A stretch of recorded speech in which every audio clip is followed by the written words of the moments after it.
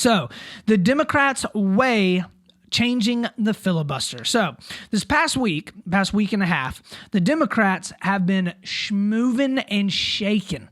All right. They have been working hard to get their agenda passed. They've got, control of the House, they've got control of the Senate, and they've got control of the presidency. And they are coming in and rocking and rolling trying to get a lot of their agenda passed. So they passed the gigantic COVID stimulus bill, as many of you heard about. And if you listened to the podcast last week, we talked about it a bit, valued at $1.9 trillion with a T. It's basically going to be sending money to all corners of the economy, something that Biden campaigned very, very hard on. They also passed the H.R. 1 voting rights bill in the House within the last week or so, with the expressed aim at tackling voting rights issues in the United States. And on both of these, there was not a single Republican vote for either of the measures in either sides of Congress. Okay? So, as many of you recognize, politics has become increasingly partisan over the years, especially over the past 12 to 15 years. It really was starting within the Bush era. I guess it's always been partisan, but it has become so hyper-partisan, and then building up to Donald Trump, who just absolutely just tore the veil off of American politics. Nobody's willing and want to play nice anymore. So many Democrats are saying it's now reached a fevered pitch, which means that there needs to be some sort of rule changes because the vast majority of the legislative goals that the Biden administration has set and wants to push will require 60 votes in the Senate in order to pass. This means that they will have to convince at least 10 Republicans to sign on to the bills and the measures that they want to be able to get through. It seems incredibly unlikely, as many Republicans, as we've just said, have made it very clear that they are unwilling to negotiate on a lot of these topics, okay? Instead, they just will filibuster bills to stop them from passing. So let's hop in real quick and take a listen. This is the Washington Post doing a bit of a history on the filibuster and talking a bit about some of the changes that are coming down the pike now. Many Democrats want to get rid of the filibuster altogether, but the support for that isn't there, with senators like Kyrsten Sinema of Arizona and Joe Manchin of West Virginia both saying there are no circumstances under which they would get rid of the filibuster. Manchin talked about the idea of reinstating the so-called talking filibuster. The talking filibuster would require senators to actually take to the floor and talk at length to hold up legislation instead of just serving notice that they want to block it. I rise today to begin to filibuster John Brennan's nomination for the CIA. But while some in the Democratic Party are floating this as an alternative to eliminating the filibuster altogether, there are some drawbacks. One of them is that by filibustering a piece of legislation, it could hold up other votes in the Senate, including nominees from the president. Back in the 1970s, the Senate reformed the filibuster to reduce the threshold from 2/3 to 3/5, or 60 votes. Okay, so it's clear at this point that the Democrats do not have the support that they would need in order to end the filibuster completely. There's a large portion of, especially the farther left side of the Democrats, that have been wanting to get rid of and have talked about ending the filibuster for a while, simply because they want to be able to get through every single one of the pieces of their agenda and the policies that they want. Push through on a simple majority if they can through the Senate. And they know that the filibuster is the only tool that the Republicans have right now at their disposal in order to stop a lot of their agenda that they want to get pushed through. So other options are beginning to be weighed. So Joe Manchin, a Democrat out of West Virginia, he was actually mentioned in that video that we just watched as well.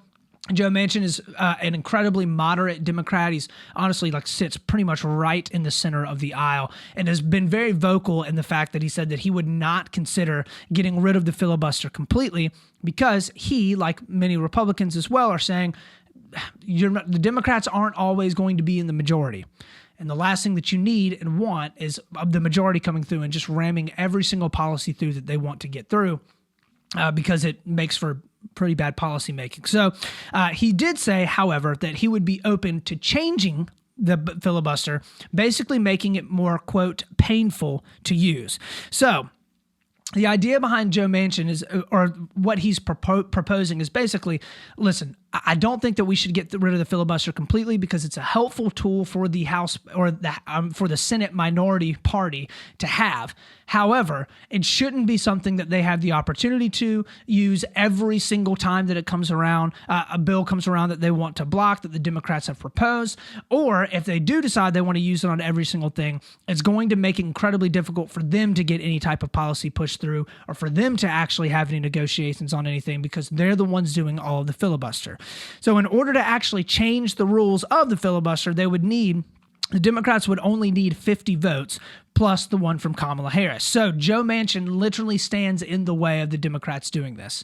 And Kristen Sinema as well has come out as a Democrat and said that she wouldn't support it. So the idea being put forward by Joe Manchin is to basically bring back the talking filibuster.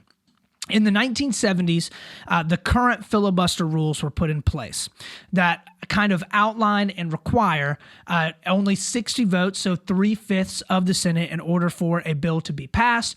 And if something needs to be, or if the minority party there wants to filibuster something, they simply just write in and say, we want to filibuster this, we want to block it. And it's basically it's called a silent filibuster, where they say that they want to block it. And then the House, can decide or the Senate majority leader can then decide to continue to go in on a vote, and it's not going to actually pass, or things get pushed around, they negotiate, and the law gets changed a bit, or the legislation gets changed. So now you can basically filibuster something as a minority policy or minority party by simply just saying that you want to block the passage of the legislation. You aren't required to speak on the floor for a long period of time unless the majority party decides to bring it to the floor for a vote and an argument anyways, in which cases, during the arguments, you can argue for about as long as you want. The reason why the talking filibuster was done away with was because there were a number of senators that used it to talk for a very, very long period of time. And it started to take up and block the passage of a lot of other things that the majority party wanted and needed to be able to get through. So a talking filibuster essentially would require for the minority party that wants to block the legislation to stand up in front of the Senate floor and talk nonstop until the majority party decides to either give up on it or just wait it out, okay, until the minority party eventually breaks. It essentially would just lead to a perseverance of wills, which is, pretty much what the rule was before the 1970s. The problem is, like was mentioned in the video, this can lead to a lot of things not getting done and honestly a lot of dead time in the Senate that would be a complete waste, okay? It would get in the way of a whole lot of important nominations getting through, get in the way of debate over a large amount of incredibly important things that need to be passed. It would also continue to get worse and worse depending on how obstinate the minority party would want to be. And up until this point, the Republican Party has chosen to be incredibly obstinate about large majority of the policies that the Democrats are wanting to push through. They haven't been willing to negotiate on a lot of things. They haven't been willing to bend any of the policies that they have to be able to accommodate or compromise at all. And to the Republicans' credit, the Democrats haven't really done that much either, right? They haven't really come to the table and wanted to negotiate a lot either. Both parties are just at odds. And they're refusing to reach across the aisle. So the Democrats are basically sitting here and they're like, well, listen, Mitch McConnell during the Obama administration blocked almost every single thing that he possibly could through the use of the filibuster. And right now, we don't want for that to happen anymore because we have both houses of Congress, both chambers of Congress, and we also have the presidency, right? Like we have the legislative and we have the executive branch. We want to be able to get our policy pushed through, and we don't want Mitch McConnell standing in the way. So I personally am in support, as I've said before, in keeping the filibuster because I think that giving the minority policy or party in our political system not only a seat at the table, but also a say in legislation that is passed is incredibly important because we are in a republic right now and we want the entirety of our country to be represented by their representatives in Congress. Minority and majority parties change all the time. More than likely, in the midterms in 2022, the Democrats will fall back out of power in the House or the Senate, okay? More than likely. It's historically what has happened. I don't want majority parties coming in and basically controlling everything from top to bottom because that is not how good policy gets through. There needs to be the reaching across the aisle, the sharing of ideas, the arguing back and forth, the pairing of creating and sculpting good legislation, because if you don't have that, there will only be a certain portion of the country that benefits from the legislation, and that will be the constituents of the majority party, okay?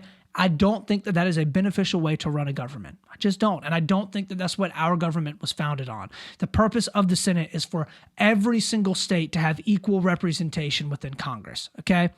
That's why you have to have, that 60 vote threshold in order to be able to get things like legislation pushed through.